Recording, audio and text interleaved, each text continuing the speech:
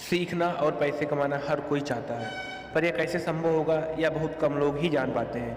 किसी लक्ष्य को प्राप्त करने के लिए हमें जो ज्ञान की आवश्यकता होगी उसका आकलन हम नहीं कर पाते।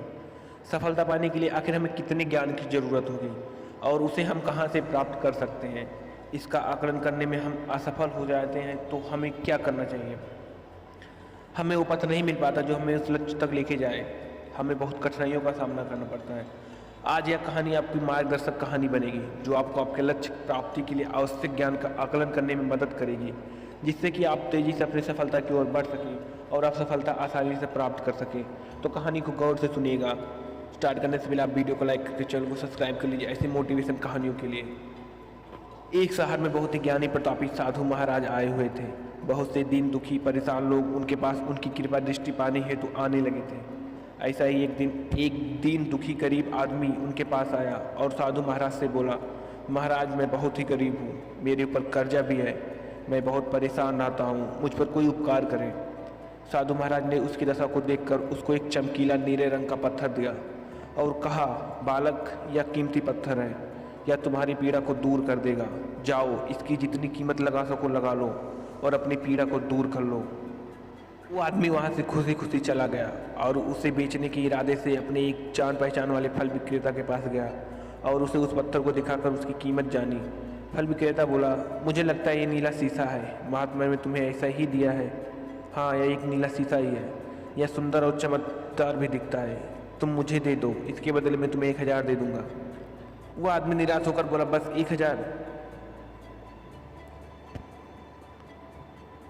तो उसने उससे वर लेकर एक अन्य जान पहचान वाले के पास गया जो कि बर्तनों के व्यापारी था। उसने उस व्यापारी को वही पत्थर दिखाया और उसे बेचने के लिए उसकी कीमत जाननी चाहिए। बर्तनों का व्यापारी बोला, यह पत्थर कोई विशेष रत्न है, मैं तुम्हें इसका 10,000 रुपया अभी दे दूंगा।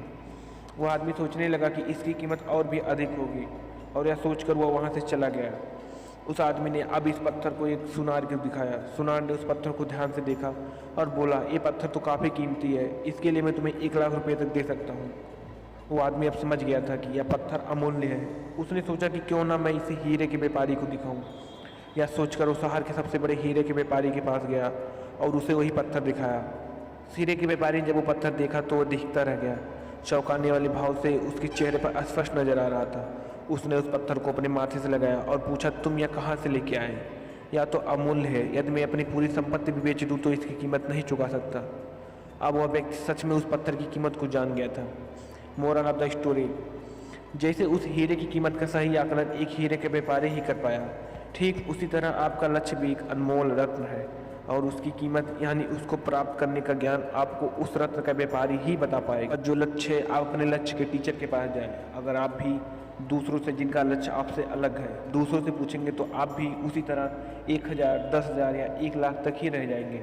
इसलिए आप एक हीरे हैं तो हीरे की पहचान सिर्फ एक हीरा ही वाले कर सकता है। तो अपने आप को पहचानिए और अपने लिए एक बेस्ट टीचर को ढूंढिए, अपनी सफलता के लिए एक बेस्ट मार्ग को ढूंढिए। एक कहावत है कि किसी काम को करने की जितनी नीति अच्छी होगी उतनी ही उसमें उन्नति होगी। आपको मैं कुछ टिप बताऊंगा, उसको अभी फॉलो कीजिए। अपने लक्ष्य को एक कॉपी में लिखें, उस लक्ष्य को गूगल यूट्यूब पर सर्च करें कि कहाँ से उससे अच्छे से अच्छा मैं सीख सकता हूँ। अब जान लें कि उन सारे चैनल, वेबसाइट और किताबों के नाम जहाँ से आपके वह सारे ज्ञान जरूरी मिल जाए। उस लक्ष्य को पाने के लिए काफ़ी है या नहीं है। आप अपने लक्ष्य को पाने के लिए जितना आपको ज्ञान चाहिए उतना आप जमा कीजिए। और हाँ, मुझे वीडियो को लाइक करके चैनल को सब्सक्राइब जरूर कीजिए।